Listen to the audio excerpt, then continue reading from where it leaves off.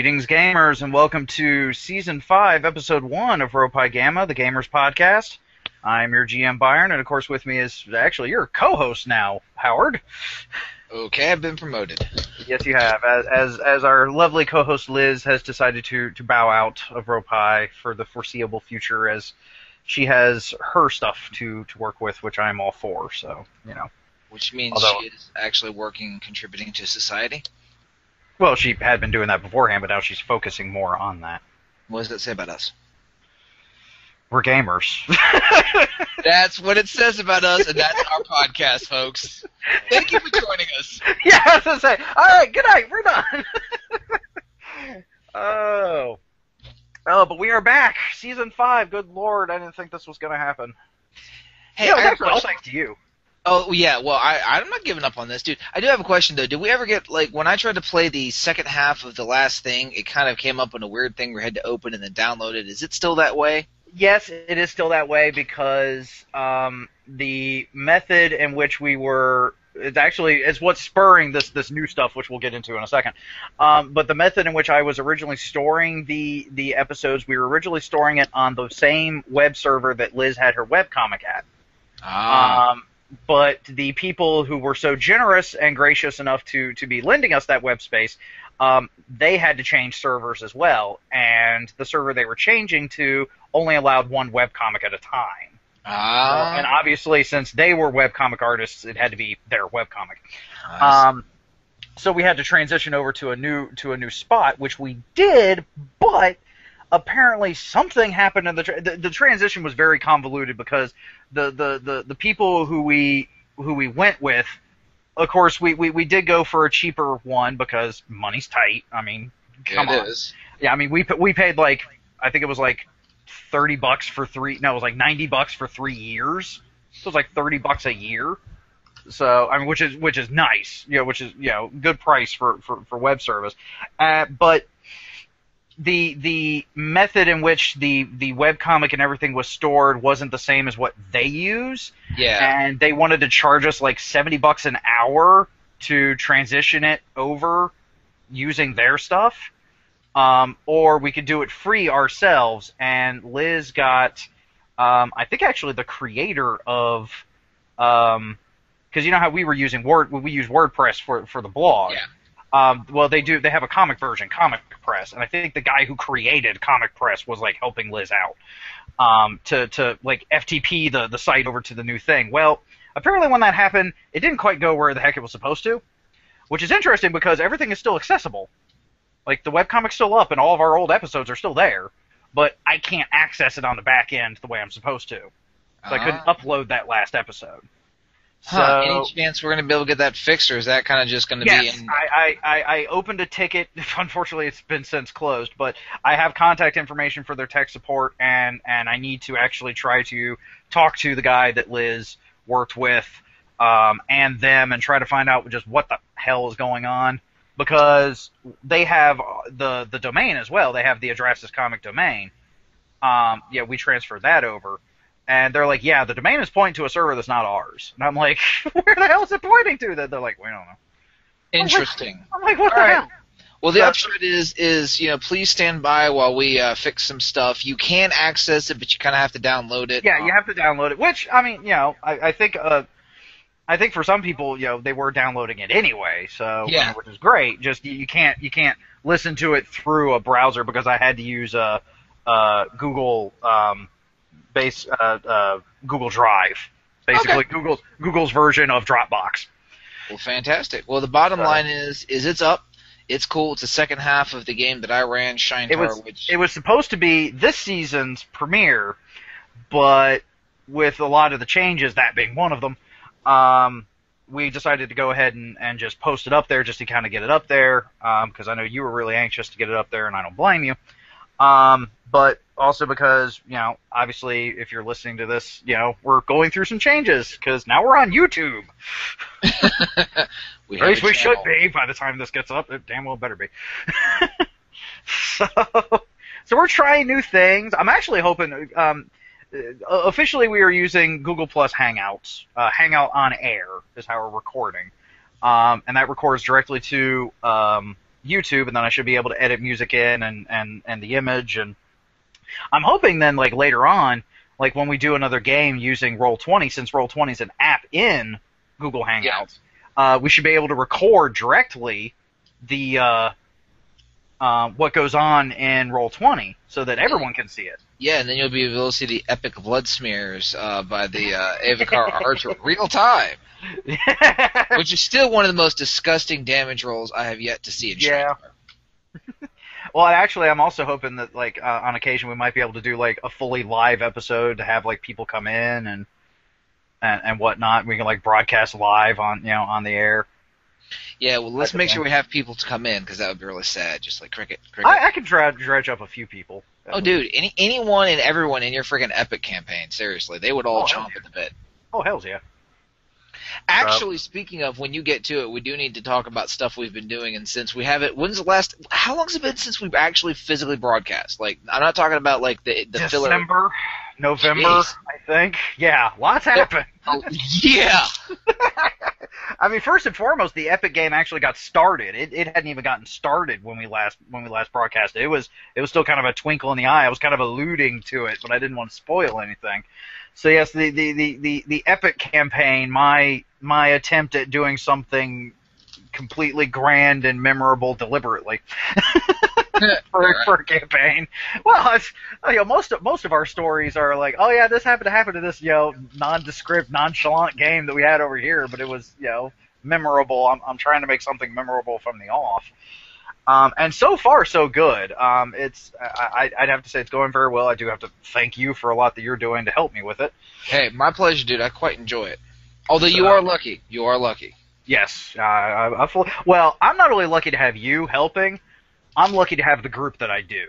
Actually, I'd be honest with you. It's a surprisingly cohesive and dedicated group. It is. That says something to the caliber of gamer that you sort of surround yourself with. And, train, since how many of us started under you? Well, I know I did. You did. Puff did. Liz had done some gaming beforehand, before she met me, but I think I really immersed her in it. Matt and Allison had been gaming well before me, and so had Miri to an extent. Considering Miri's parents both game, she's been exposed to like from the cradle, which is rare.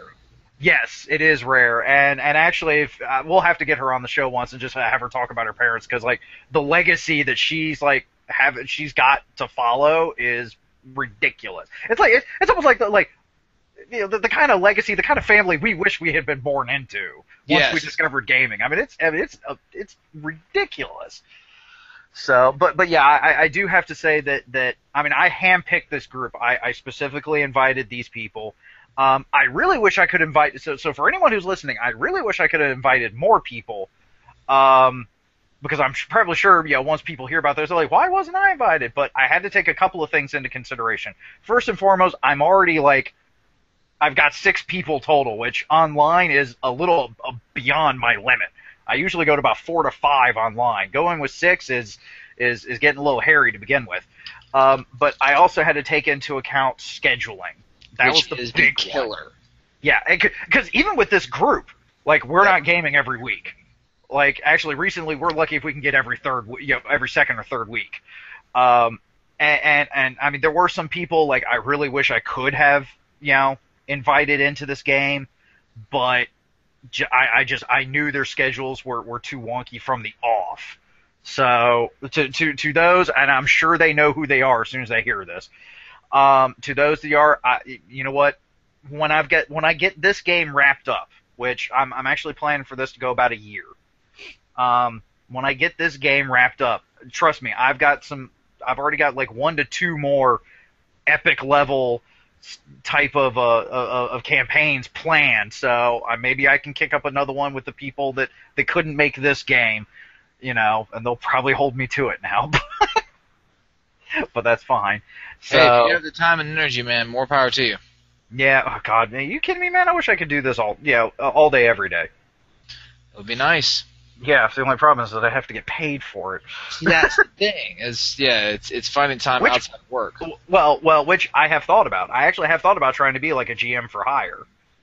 But The only downside I've seen is that so many people can go and do it for so many people do it for free already, and you Yep. can just go to your gaming store and like look up people who are so like it's that whole transition of what makes my games worth people paying for. Although if you talk to my players, It's kind of like the news people who when the people start getting news free online, newspapers and stuff like that didn't pay a whole lot of attention to it, and now since everyone gets news free, all the newspapers want to charge people for content, and it's like, hey, if we can get it free, we're not going to pay.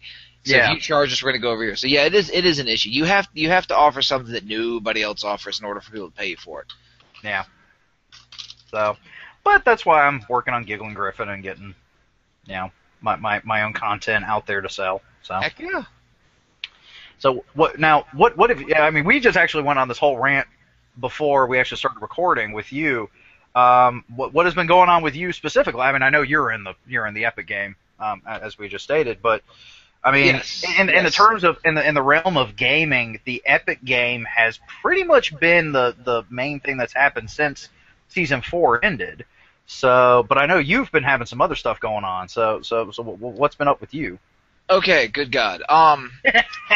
Actually, it's really funny. My Raucous campaign, my Epic campaign, is actually on hiatus right now because the key player he's in medical school, and it's to the whims of his schedule. And yeah, he told me about a month ago. He said I can't play till June, so we're just sort of on pause.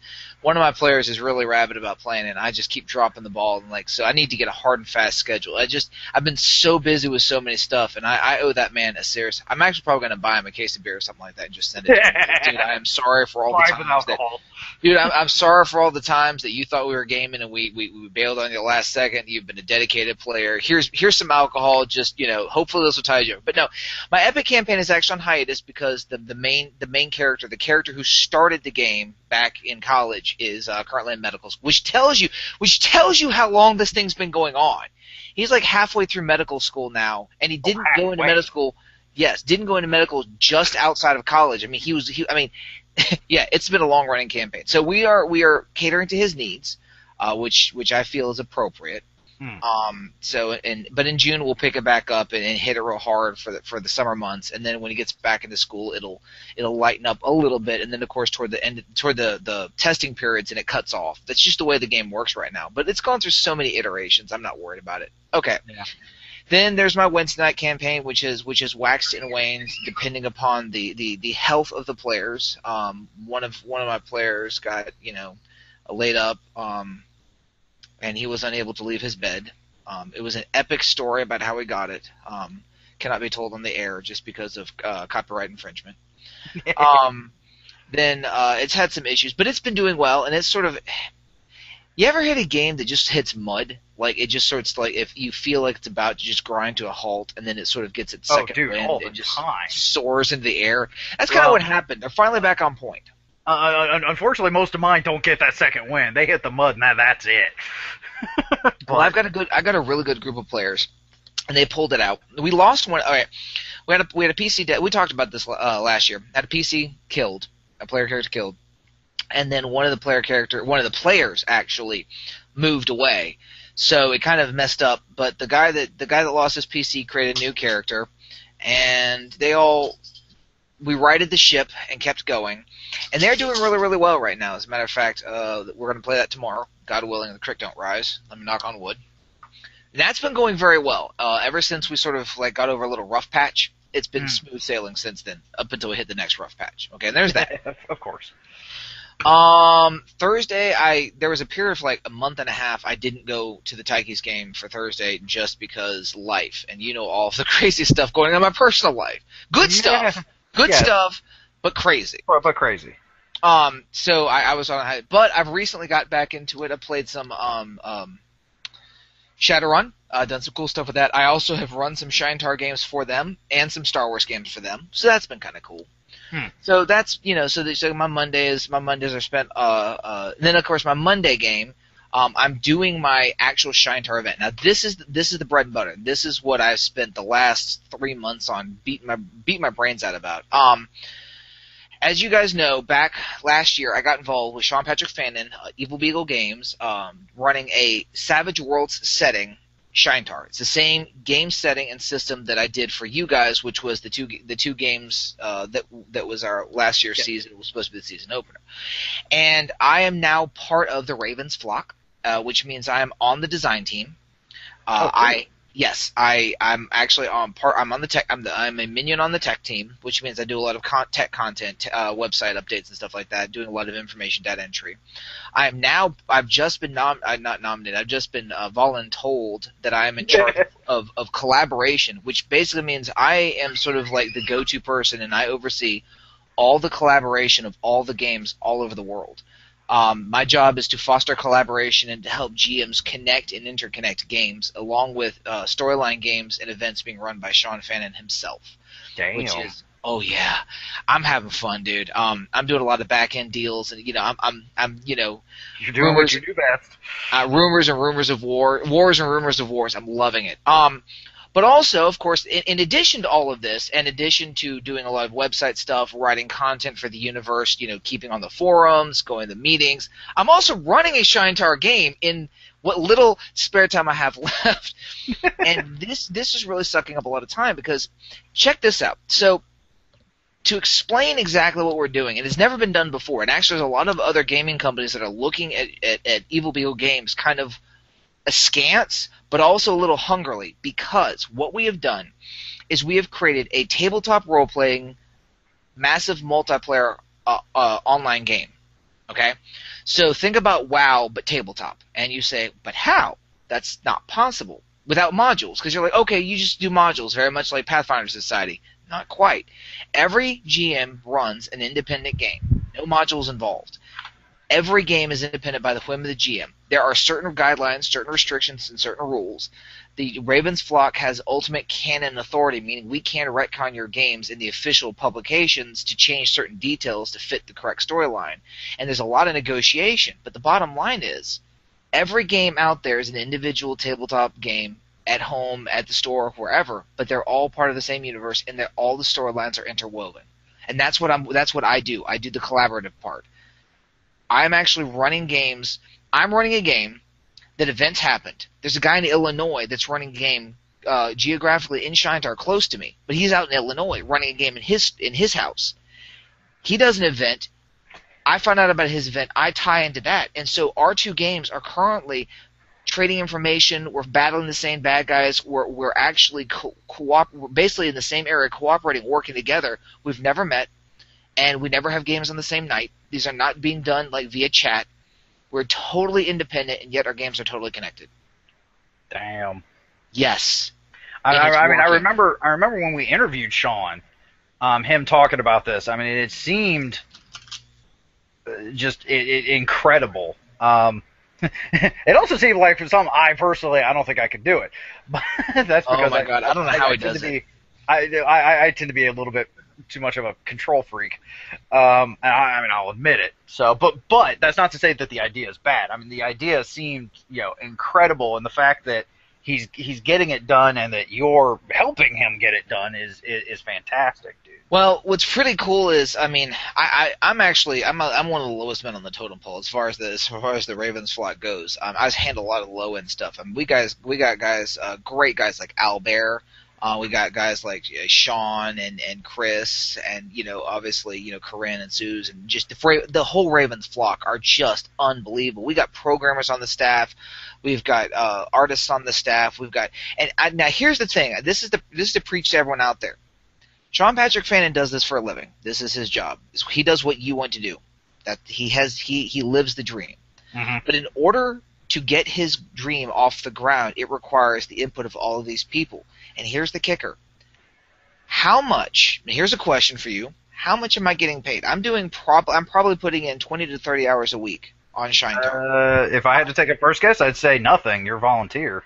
I'm a volunteer, and so is every Ravens flock member out there. All of these people doing all this content, helping Sean out, are doing it for the love of the game, which is something to be said for gamers. And yes. The thing is, I know you have a lot of projects you want to do, and the thing about it is there are people out there like myself who are willing to help. And if you have a dream and you want to do something in the gaming industry, this is the way to do it. Collaborative effort. Give it out to people. Relinquish some control to get incredible content back. Well, I also understand that I can't do everything myself.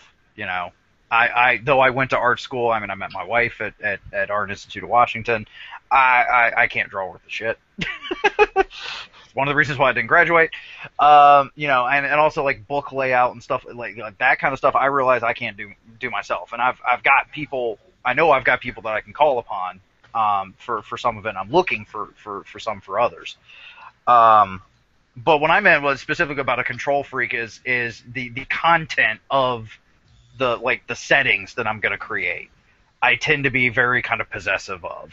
Yeah. And so saying that, okay, putting it out there and whatever you do is canon, to me is very scary, because unfortunately I've seen what some people can do to something that was canon, and Yes. it can be scary. So like that, Right. that's not to say that I may not treps in that direction later, because to be perfectly honest, I'd wait and see how well it works out for Sean in the long run, and then Everyone else in the industry do the same thing. yeah, Everyone's and then we just all capitalize on it later. Yes, But- yes. Everyone's waiting to see if it works.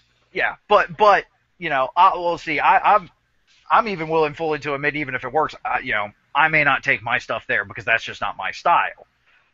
But also, even if I did, I'd have his name plastered all over it, because I have no qualms about giving props where props are due. Yeah. So, I mean, and I wish him well. I mean, I honestly, I wish him the best. So, Well, it's going well. I mean, it takes a lot of work. It's going well. I will say you were saying something about the content and people taking canon. We do have something, and that's one of the reasons why the Ravenflock. There's a line in that basically says we reserve the right to make anything the way we want it to be. You know, so we have ultimate authority. We don't use it much, right. But there are people, and also there's also different ideas about gaming. Like one of the problems I have, and this actually goes into gaming. And this is something that we need to have a conversation about someday. Is that there's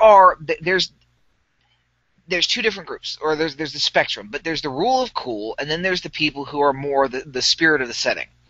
The rule of cool, and that's the way it was expressed to me by someone in Shinetar, mind you. We were having a discussion about something, a technical thing in Shinetar, and the guy's like, the rule of cool. The rule of cool is if it's cool, go with it.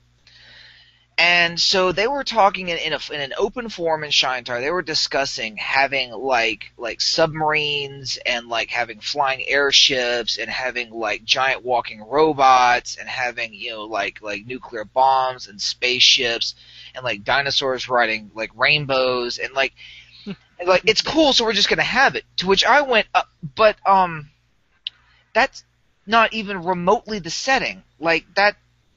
Yeah. That doesn't make any sense within the setting. So there are the people like me who are like, I don't min-max. I'm not a gamist. I don't min-max. I build my adventures. I build my characters. I build my story within the setting.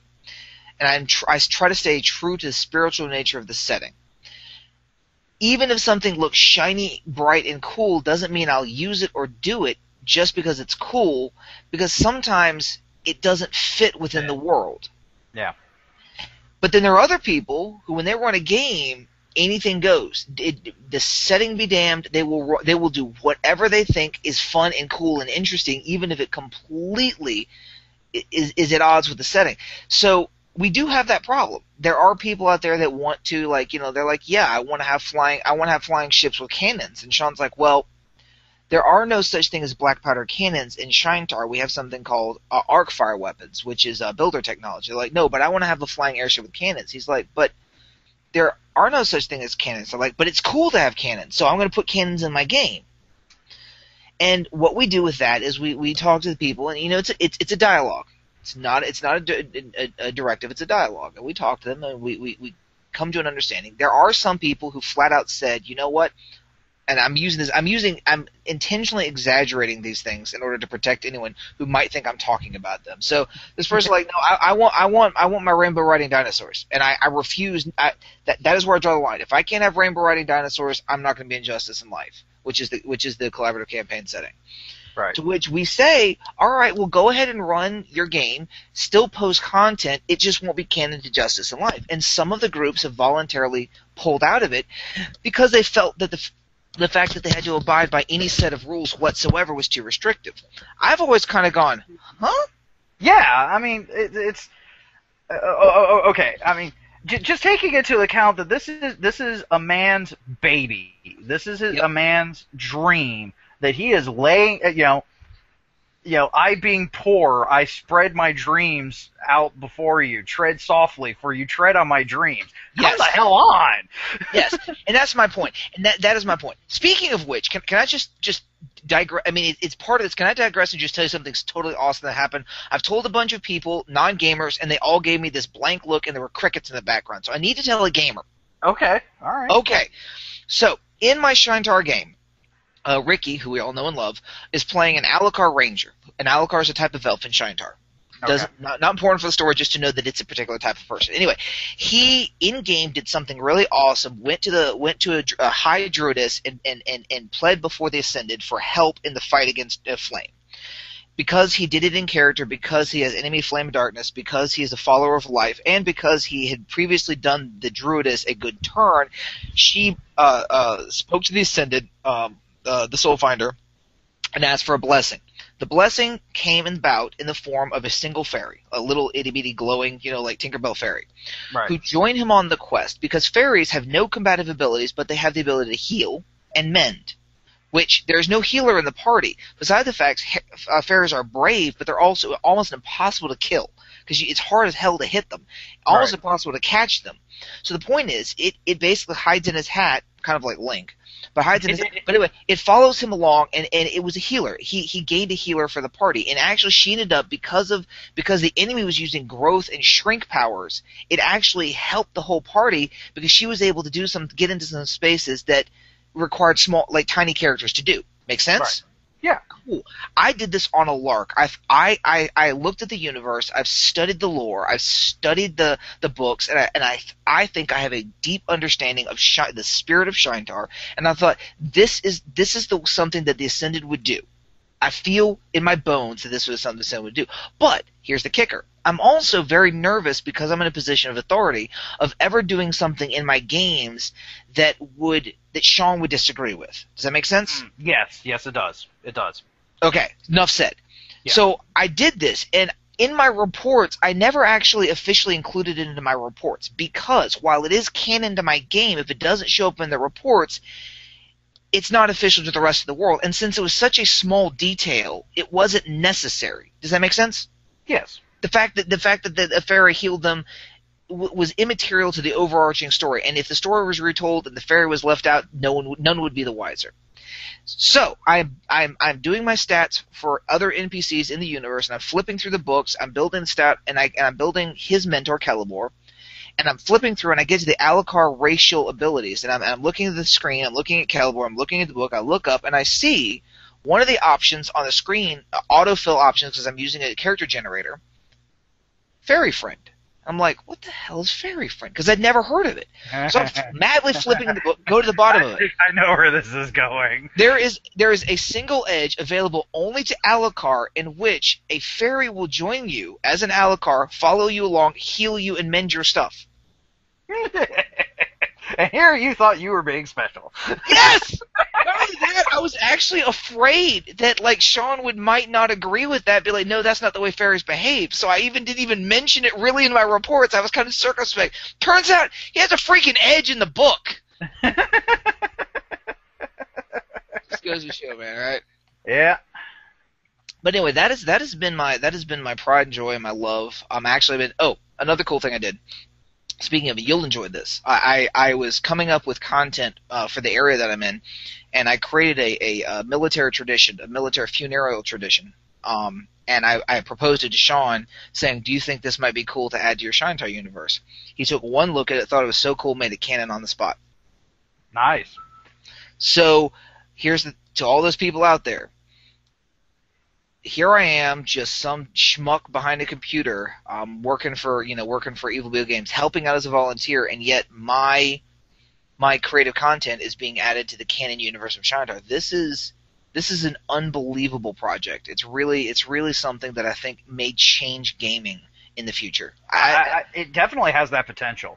I definitely see that. I definitely see that this could most definitely changed the shape of the gaming industry. So, and I'm very fortunate to have, my best friend be right in the middle of it. So, Yeah, no, dude, I can't. I seriously, dude, I cannot speak glowingly enough about this whole project. Not that it doesn't have its hangups, not that there aren't moments that occasionally Sean wants to shoot one or two of us, myself included, or vice versa. Not because there aren't moments where player character, or the player GMs come up with stuff, and you're just going, I don't know. Early in this, somebody came up with something, and like I took one look at it. I can't even remember what it was today. Like it was one of the, it was like I was doing a review on content review, and the player character put something in it, and I took one look at it. I read it like 12 times, and I just stared at the screen. Finally, it was like middle of the night. Finally, I went and found one of the content creators, like Corinne or Suze, the people who like actually live with Sean. I'm like, I don't know what the hell I'm doing. Hello, this is dog. Like. What is this dude talking about? And so they were kind enough to look it over and actually take it over and explain to him like that it wasn't quite right. But there are moments when I'm in this project where I am clueless. So now, speaking of which, speaking of content, you alluded to the fact is that you were working on your own stuff, and yes. In fact, you and I are indeed working on it. Not to give away any details, but do you want to kind of give some teasers and spoilers now? Because that's kind of big. I think I actually had spoken about it some, because it was really you at last Gen Con.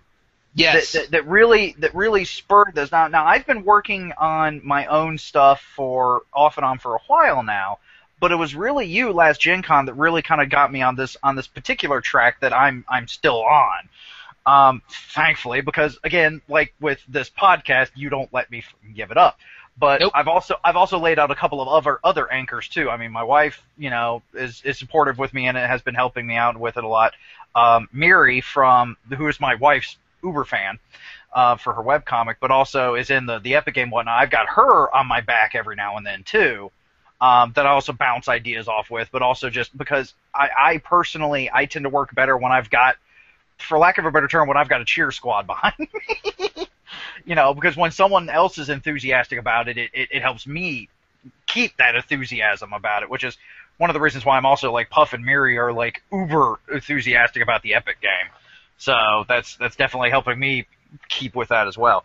But basically what I am doing is I'm taking my favored and beloved D6 system and fixing it. Pretty much. Not to necessarily say that there was anything really wrong with it, because, I mean, don't get me wrong, it's the D6 system. Anyone who's listened to this podcast for more than an episode knows that I love the D6 system. From West End Games, it was on Star Wars. They produced generic books for fantasy, adventure, and space before, unfortunately, the company went under.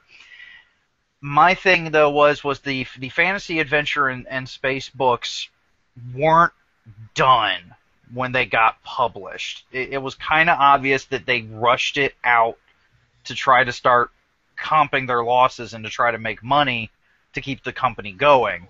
And they weren't done. They needed a few editorial passes. They needed some sections worked out a bit more. I mean, when I'm finding stuff that contradicts itself in the single book, that's never cool. Yeah. So what I'm attempting to do is mesh the three genre settings into one, in the sense that, because in the way they had it, the attributes and skills were different depending on which one you played. Still compatible, but, like you had different attributes, or at least, they were named differently. Some skills were under one attribute, one setting, under a different one in another. Or there was space that was very much like Star Wars that was very skewed from the other two. And, like, their magic system was God, the magic system, though, once I figured it out, I liked. Took me years to figure out, because that's definitely one of those sections that needed more work. So I'm trying to streamline it, simplify it a bit more, and make it work so where it's one set of rules that can do any setting, any genre, anything like that. And I like where I'm going with it. I just need to finish up some of the piddly stuff like equipment, and I actually started writing the GM chapter at work today because work was slow, which I wanted to, once I get it a bit more done, obviously I want to run past you. But yeah, I mean that's what I've been attempting to work on off and on for almost a year now. And I'm hoping, I'd like to say I'd like to get it, actually like to officially be alpha and beta testing it within the next few months. Realistically, it might take me another year. And that's just because, I still have a full-time job to do. I've got, games I'm running. Listen, there is that whole thing about, like, work and bills and, like, food. Yeah. Keep getting in the way of gaming, right? What I would not give for a ring of sustenance. So, but actually there was something else I wanted to talk about, too. Not really related to that in particular, but something else that was big that happened in recent history, gaming related, that I wanted to go over, that I thought about while you were going on about Shantar. And that was for the weekend right before my birthday, as kind of a birthday gift to myself. Liz and I went to a small gaming convention that was in Winchester, Virginia, which is about 45 minutes to an hour drive from where I live. Not very far. It's closer than DC. And that it was 1D4 Con, which was started by, I believe it's a gaming kind of web comic, 1D4, which I'll get links up for it and whatnot. This was their second year. I still need to send out an email because I talked to some of the staff already because of my own working with conventions and whatnot. I wanted to get some more information. They had told me that it was only like 180 some odd people, 140, 180 some odd people pre-regged by the time the con started. So, I mean, we're talking small. I mean, literally, they rented out 3 to 4 rooms of this really small hotel in Winchester. But it was beautifully done, and Liz and I had a great time. Of course, there was more games going on than I could really do, so I had to sit there and pick and choose. Yeah. But some of the stuff that we did, I kind of wanted to talk about because it was, I mean, like I said, I had a ball. I know Liz enjoyed herself too, but she didn't do nearly as much as I did because there were some things she was just like, meh, yeah, I'm not interested. But I was like, I at least want to try this. This seemed kind of cool. Unfortunately, like I said, I wasn't able to go to everything I wanted to go to. In fact, there was one thing that we did sign up for that unfortunately canceled, I think because Liz and I were the only ones that signed up for it, which I was kind of sad about. But like the first day, we did someone's homebrew system. It's called like Gray Staff Legends, and it's a system that he's been working on for years. The setting was beautiful. I would like Shintar. I would love to sit and read more about the setting. The rules seemed a little involved at first, but he brought in he had some aspects of the rules that were really interesting and really kind of like I'm almost thinking about trying to incorporate into my games. Like just to give an example, when you're in combat, you roll 2 dice, 2 d20s. One of which is your attack die, one of which is your defense die. So you handle, when you're going up against someone. Now I don't know like what would happen if you're like surrounded by enemies, but most of our combats it was 1-on-1, and so every time we attacked, we also rolled a defense die because the enemy was attacking us as well. Interesting. As they were defending themselves, so and it made combat kind of go a little quicker. Because it was a little smoother, because it was like, okay, attack and defense. Now, I mean, granted, you got games like D&D where you have like that set defense, your armor class, that can still make things go a little faster. But when you've got games like D6, where you do roll, or you can roll a defensive, I should say, it definitely streamlined things. It definitely made things go a little Having faster. a crowd around you wouldn't be hard in that system at all. And in fact, you designate which individual you're going to attack, or which individuals, depending on how many attacks you have, and then the only one that needs to roll defense is the one you direct. The other one's just directed to attack on you. And then when you roll your defense, you just compare. That would actually make it go really fast, because everyone just drops their dice on the table. You look at the dice and say, you got hit, you got hit, you got hit, you're dead. Yeah. You're good. Well, I mean, the only times that we were ganging up on someone was it's a low magic world as well. So like we didn't have a spell slinger, which I was unfortunately a little sad for because I love playing a spell slinger. I love learning a new magic system.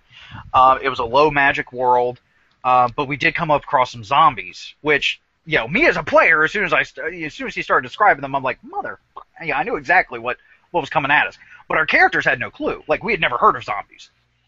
There was that was just unheard of. There weren't dragons constantly flying around. Like, there were no spellcasters. You had some, like, clerics. But even then, most of their healing was with, like, herbs and ointments and bandages, not, with spells. But we came across some zombies, and so there were a couple of times where there was multiple of us, the player characters, against one zombie, but the zombies weren't defending themselves at all because they were zombies. They really didn't need to. I mean, they didn't really have the mindset to do that. And unfortunately, we didn't get as far into the adventure as the GM had written, which would actually have been like a final showdown defending this ruined temple against a whole horde of these things, which I poked my head in, and he was running another game that he actually had gotten to that point, and it looked like it would have been badass. So there was that, and I'm looking into contacting him again, maybe talking to him some more. We also did we played your favorite. We actually got a chance to play out some of the new Fantasy Flight Star Wars RPG. For the remainder of this discussion, am going to remain mute because we simply do not have enough time for this discussion. No, that will have to be another episode. That'll have to be another episode, and also, I still want you to run me in a game because even after talking with you, apparently this guy wasn't running it right. No. Wait, now I'm going to be silent. Stop it! I'm going to mute my mic. But I did get a chance to test it out some, and I have to honestly say I didn't like it much. And that'll be, like I said, that's a discussion for another time. But it's not one of those cases where I'm just looking at it and be like, I don't like it. I actually did play it, and as I just stated, I want to play it again with someone who's even more experienced with it than the GM we had. Not to say that we didn't have a good time, mind you. The adventure we had was fun.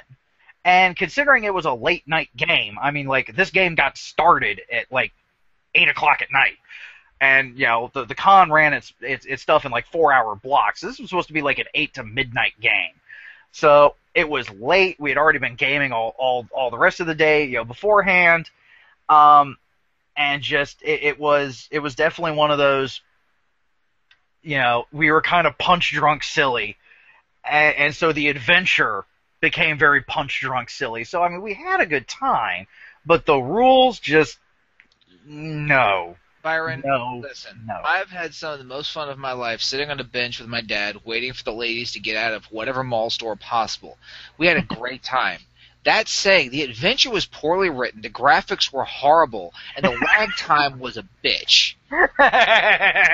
So just because you have fun doing something doesn't necessarily mean in and of itself is worth a crap. Yeah, no, granted. And I love how you turned that into a gaming metaphor, waiting in the mall. Come on, it's a podcast, dude. Everything's game related. Of course. So, but we did drop some D20s in the bathroom in a minute. I did not need to hear that. See? But I know you can handle it.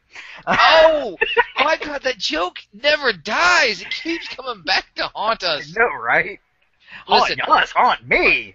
Come I was on. the initial bunt of it. You've been dancing around the most awesome thing you've done, and you just come on, say all it. right. Well, I'm getting there.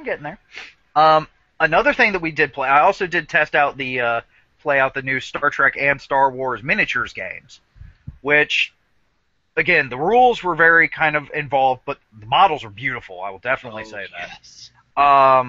Although the Star Wars ones are better than the Star Trek ones. The Star Trek ones weren't as pristine, weren't as nice looking. I've seen them. They look a little sad. Yeah, they were a little sad. Did but the surprisingly enough, they're on pretty much the same rule system. What's up? Did the Enterprise's nacelles droop as much in that one as they did in the box? I don't know. I was playing Voyager. Oh my god! Like I'm looking at the box of the Enterprise's nacelles, and I'm like, "Wow, man! Somebody's got to take a blue pill because those nacelles are like dragging ass." No, I was Voyager up against a Borg sphere and got my ass handed to me. Though in my defense, the guy who was controlling the Borg sphere had just played twice before I had walked in as Voyager against that same Borg sphere, so he knew what he was doing. I didn't have a fucking clue. But I even asked, I was like, is this even like a fair like matchup? Because like, I mean, I was dead in like four or five rounds. I mean, I got nothing off, and this guy tore me a new one. So I was just like, is this really a fair matchup? And they're like, actually, we had to beef up the Borg sphere to make it a fair matchup. So I was like, wait a second, I actually supposedly had the advantage here? And they're like, well, he did just go against and got his ass handed to him by the Borg sphere twice already, so he kind of knew what it could do. Couldn't have beefed up the Borg sphere. Yeah, I know, right? I'm sensing a flaw in their logic. Huh? So, but the Star Wars one, although I almost pulled victory out of the jaws of defeat. I did get defeated. That one though lasted a while. I had a blast on that one. Although I had Wedge and Luke fly into asteroids one too many times.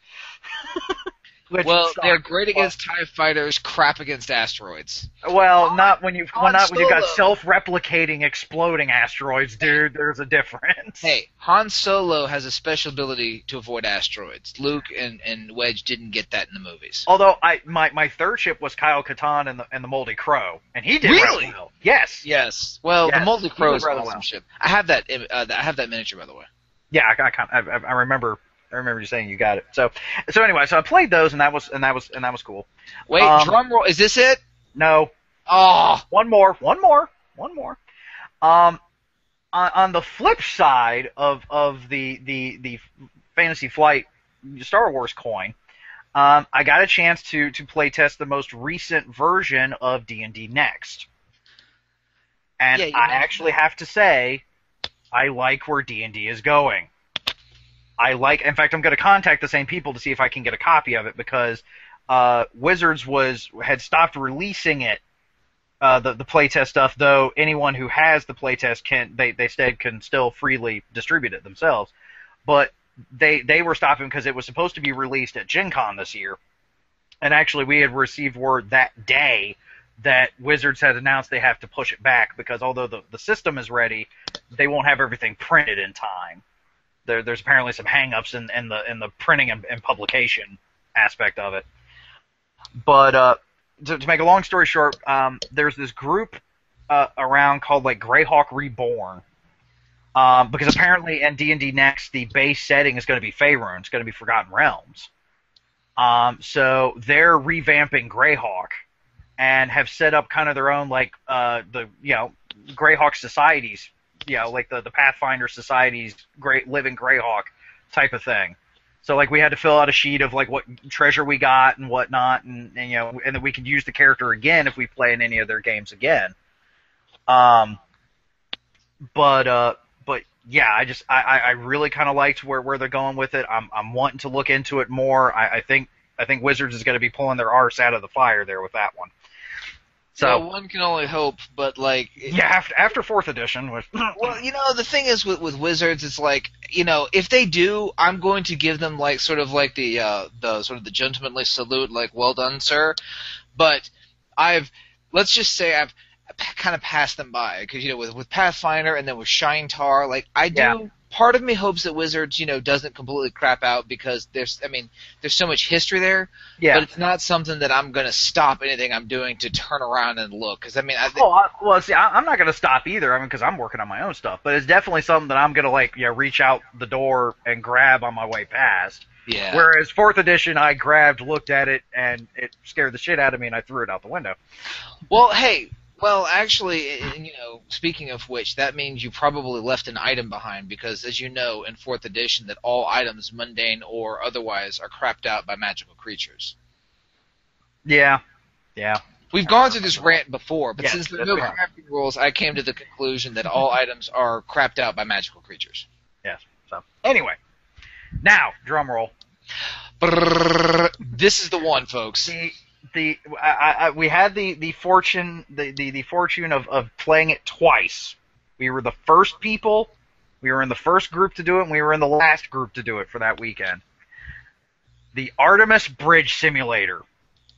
When I heard about this thing on their website, I was like, oh, I so got to get me a piece of that. And oh, what a piece it was.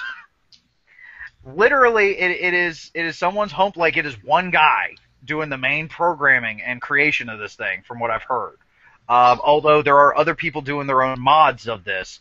It's one guy basically doing a Starship Bridge Simulator. And so the way they had it set up is they had a central computer to access their server.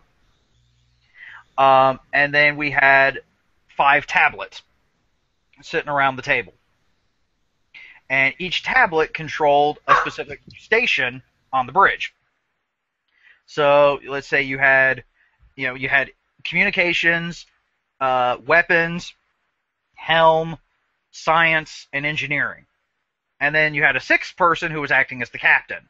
And the captain, literally, the way we had it set up is we had the 5 tablets around the table, and then they had a projector projecting up the main screen on a screen because they were tucked in the corner of the main room of this convention. And then the captain walked around behind us, giving out orders to various stations, compiling the information that we were giving him and whatnot. And I played Helm both times. Liz did weapons both times, and we had a blast. Because literally what it is the universe randomly creates, and you start off in a ship, and there's 4 space stations that are yours. You have an enemy faction, and then a native faction. And then it randomly creates, we had asteroid fields, we had nebulas, there's a black hole, there's a space creature around there, which apparently you don't want to fuck with. Like, apparently the only way to kill the space creature is to somehow lure it near the black hole without getting sucked into the black hole yourself, which apparently the people that were there have, never been able to successfully do. Nice. But yeah, so you had the enemies, and basically the general purpose of the game, currently, is to defend your space stations and destroy all the enemy units, on the screen, in the verse. And you had the natives, which occasionally would shoot the enemies, but if you, accidentally pissed them off, then they would all gang up on you and tear you a new one. And what I really liked about it, one of the reviews that I read on the website was, though it is not an official Star Trek game, it is the Star Trek game that we all wish we had. Because, it's literally like being on the bridge of the Enterprise. Each of us had a station. Like I said, I was doing Helm, so I was, setting, what warp factor we were going, or what impulse speed we were going, and which direction the ship was going in. And so, and Science Station was the sensors, pretty much, so they could scan, what was going on. They gave me the helm bearing as to which way I'm supposed to be going to get to where I want to go. And there were times where, I was trying to maneuver the ship around and I was really slow, so the captain told engineering to give me a boost to maneuverability energy. And so, I go from putt to whee! And then, of course, I had to get us into position, so that weapons could shoot, because our phasers were only forward firing, but our missiles could shoot just about anywhere. And then communications was getting all these comm signals from the, so if one of our space stations was under attack, communications would get word of it, so he could tell the captains we could go to help try to defend it. He could taunt enemies to force them to come and attack us instead of someone else. He could demand surrender from the enemies, which occasionally some of the ships would surrender. Then unfortunately weapons wouldn't realize it in enough time and accidentally shoot them and blow them up, which was kind of funny.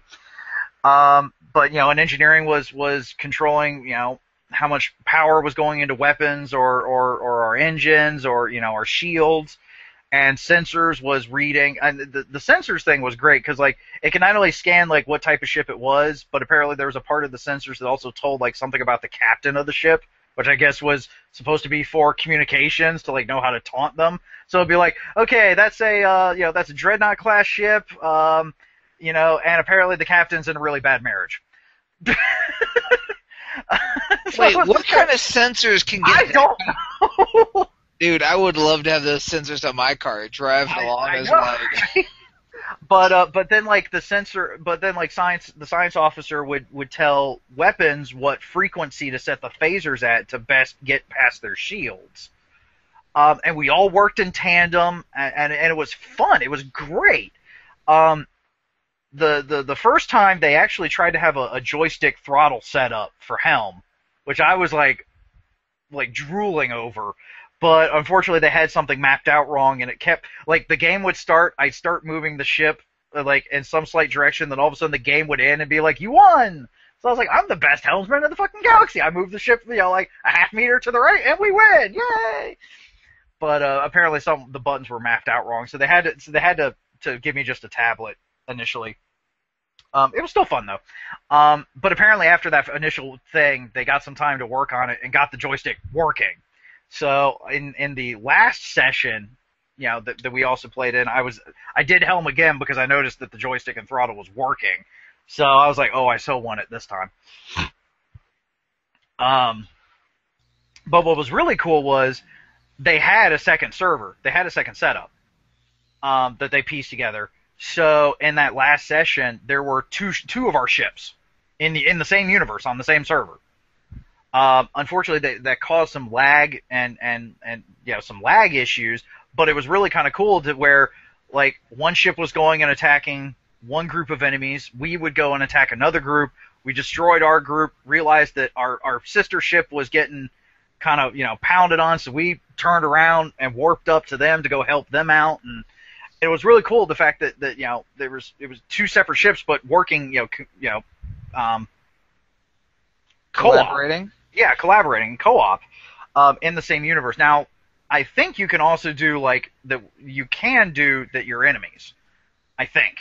I'm not sure yet. The game is still very much still being kind of developed, but once that initial time I played, the potential that this thing has. You realize what's going to happen, right? Godly. What? What I'm thinking. Star Wars mod, Star Trek mod. Finally answer the question: Enterprise versus a Star Destroyer, go toe to toe. Seriously, we can finally answer once and for all which will come out on top. Maybe. Wouldn't that be awesome to be like on the bridge of a Star Destroyer fighting the guys on the bridge of the Enterprise, and that be like the Starfleet vessel? Yeah. Yes. Like a convention game, like that could be their setup: Star Trek versus Star Wars. I know. Someone had mentioned that they had done a BSG, Battlestar Galactica mod already, which I was like, ooh, but like the ideas that were just flowing through my head once I got the initial concept. I mean, I was going a mile a minute. I was like, you could do this, you could do that. I mean, because there were some things that you could do in the game instead of just fighting. Like they had some like minor courier missions. Like you could go to one space station, pick something up, and then go to another, to like drop it off. But that was like because again, it's still in its infancy. That's the two stations you have to play the game is weapons and helm. So you have to be able to get to where you're going. You have to be able to blow everything else up and defend yourself. So, but just the possibilities are almost endless. Like apparently one of the other ships came across a carrier that launched fighters. So I was like, wait a second, you got fucking fighters in this thing? So I was like, well, wouldn't it be cool if like you had one group that was the crew on the carrier, and then had people playing in the individual fighters, kind of like the old like X-wing versus TIE fighter games. Or even just having one person in command of like a whole flight or a whole squadron, and you just have multiple people controlling multiple squadrons that get launched off from these things. And I was just coming up. It is I cannot go on about Nerdgasm? the thing enough. Nerdgasm much? Yes. Oh, yes. My dice were so hard. Yes, they were. Wow. Everything comes back to gaming. Oh, hells yes. So No, seriously, I'll definitely have to put up some links, or I want to get you into this. Heck yeah, dude. You into it, because I know it's possible to do a game where everyone's being crewed, where everyone's a member of the crew that's not in the same location. It is possible to do it that way, though it's a little difficult because there still needs to be like constant communication. Yeah. No, seriously. The captain, and apparently, like the captain, like in our thing, just had the main view screen was his main form of information aside from what we were telling him. Although occasionally he'd look over our shoulders, to like help us out and stuff, because he was the guy who was our captain was one of the guys running the stations, so he knew what everything could do, and so he was helping us out. But apparently there is also like apparently for like when we had the two ships set up, there were 3 people there running it. So we had one person was one captain of one ship, one person was a captain of the other ship, and the third person had the captain's screen, which apparently you can have, and she was the admiral. So she was telling the captains what to do, and then the captains were telling us what to do. That's the way the military works, dude. Yep. So I'm guessing that, like, to do it all remotely, whoever's captain can have the captain's screen on his computer, and then I don't think there's a voice thing set up in the program itself. There's so many voice programs that I mean, I don't know how much of a resource hog this thing is to begin with, but because it is like most of the displays were 2D, but Helm and I think it was Weapons had control of the main view screen, and you could set the main view screen for like forward facing of what the ship, and all that is 3D. So, and the captain, the guy that was our captain, called it the fun view. So like as we started engaging in combat with someone, he would tell me to set it for like the fun view, which was the basically looking at what the ship was seeing, forward view, as to what we were attacking, so we could watch it blow up and whatnot, which was cool. But listen, I want to take whatever position the drunk Scotsman has. That would be fun. The drunk Scotsman. Well, no, normally that would be engineering, dude. But heck yeah. So, and what I also liked is he made each station important. Like, the bare minimum you need is helm and weapons. But to run effectively, you need all 5. You need engineering, you need sensors, you need communications, which normally, communications did seem to kind of be the easiest job, but it was still important. Because like I said, they were getting in messages from, from other space stations, or, what was going on. You could, if you hailed a space station before you initiated docking, you reloaded faster. Yeah. So, and then you could taunt ships. So like if our 2 ships were going up against something and you were getting pounded, like I could have my communications officer taunt the ship so that they come after me instead of you. And it was just, it was brilliant. It was, I had high hopes for it when I heard about it, and it did not disappoint. The only thing I can think about when you say communications officer is Galaxy Quest. I have one job on the ship. It may be stupid, but by God, I'm gonna do it. Yeah, but basically you can be a Uhura. Wow. So, anyway. Yeah. Take a moment, breathe, calm down, maybe go and get us, and then we will continue on, because this podcast is already now. So you're like, yeah, this one's going to be a short one, we're not going to have anything to talk about, and now it's like 2 hours into it. It's not 2 hours, but about a good hour and a half almost already. Anyway. If we didn't drift and randomly talk about just tangents, it wouldn't be the podcast, right? True. That was actually some feedback that Salo gave us, is that, to try to not worry about, because remember how we were trying to keep our episodes like 45 minutes to an hour? That was actually some feedback that he gave, was to not worry about that and to let the tangents happen, because, we still learned. He also told me to shut the fuck up, which I still want to punch him for, but apparently I have a tendency to talk over people, which I've got this thing where if I've got something to say, I feel like I need to get it out, otherwise I'll either forget it or the conversation will go elsewhere, and then my point will be, if I was to bring it up, it would be a moot point because that tangent had already passed. But That's something apparently I need to work on. But anyway, that's really going off topic. Little bit, but again, that's par for the course. Yeah, it is. It is. So. Anything else, dude? Any other awesome news for you? Not really. Well, I mean, we are going to Gen Con again this year. I'm still planning on it, assuming that AEG invites. Well, like I said, if they don't, you've got a space in our hotel room, dude. But I wouldn't be able to cover the tickets. I will cover the tickets, dude. Oh, there you go. Get your ass up here. And actually, speaking of which, I need to get my tickets. Yeah. I've got the money for it. I just need to actually order them. So, but yeah, no. But yeah, that's to say. I mean, aside from, well, okay, there is a bit of news, but I don't want to say it just yet because that is actually very related to the podcast. But I don't want to say it just yet because I'm still working on details, and it depends on some things how things pan out in a couple of months here. Okay. So, but there is something big on the horizon, and at least in my opinion, it's big for the podcast. So. Well, give your co-host a heads up at some point, and no rush. Well, I've already told you. Just kidding, dude. That's what I say. I was like, you know, damn it. So, but yeah, actually, that's pretty much all I got. I mean, like I said, we're going to Gen Con this year. The Epic game we went over, 1D4 Con, fucking awesome. Artemis Bridge Simulator. Yeah, I think we're good. I think it's about time to wrap up. Oh wait. Well, as I say, there is my Star Wars game that is still going on, which, believe it or not, has actually fixed itself, kind of. Oh, congratulations! It's nice. Yeah, I don't know if you remember this one. This is the one that. Yeah, I remember it well. In my Sith Council campaign, I usually have it to where I do have time travel, which apparently is canon in Star Wars. Just the way I do it is a little different, but. I usually have it to where the player characters can travel back into the past to learn from the Jedi back, 5,000 years, right before the Sith Wars, Tales of the Jedi time period specifically.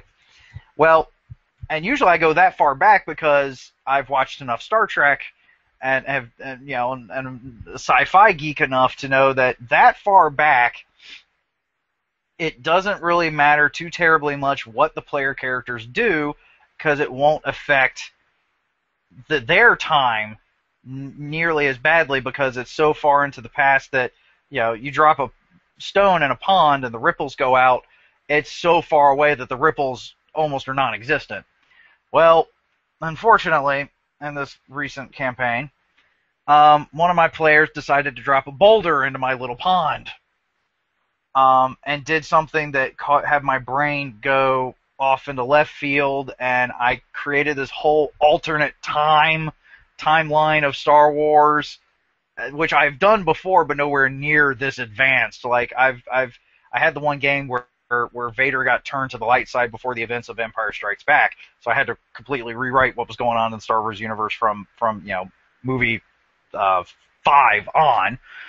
But this I had to rewrite from 4,000 years in the past on. And, of course, the player characters ended up in this alternate timeline. And I almost, shit-canned everything I originally had planned because I was like, they're in this alternate timeline. They're stuck here. There's really not going to be a way, maybe they can get back, maybe not. But I panned this whole thing out.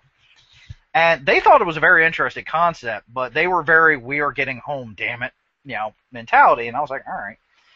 And eventually I was just like, all right, unfortunately there were some ripples, some rough edges that were happening, some tension. So finally I was like, all right, let's bring this to an end. And by that time one of my NPCs had pretty much given me a way that I could get them back to their timeline, their dimension of space. So now everything's back to the way it is. So actually next session, if you remember, dude, they had set up a meeting to negotiate with the Emperor. Interesting. That is happening next session. Nice. And if I remember correctly, you and Liz wanted me to record it. Yes. I wanted to hear them die screaming. Well, yes, that's the thing, is this campaign could theoretically be over this next session, depending on how this meeting with the Emperor pans out. Now that would be cool. And that'll actually be this Sunday. I actually think so. I'm actually kind of though I've been enjoying this campaign, it has been going on for a while. It's actually, I think, almost a year, if not a little over now. Listen, And I made a mistake once about letting a campaign that ended well not ending. I kept it going because they wanted me to, and sometimes stories need to end well. Well, and I think I'm ready for this campaign to end.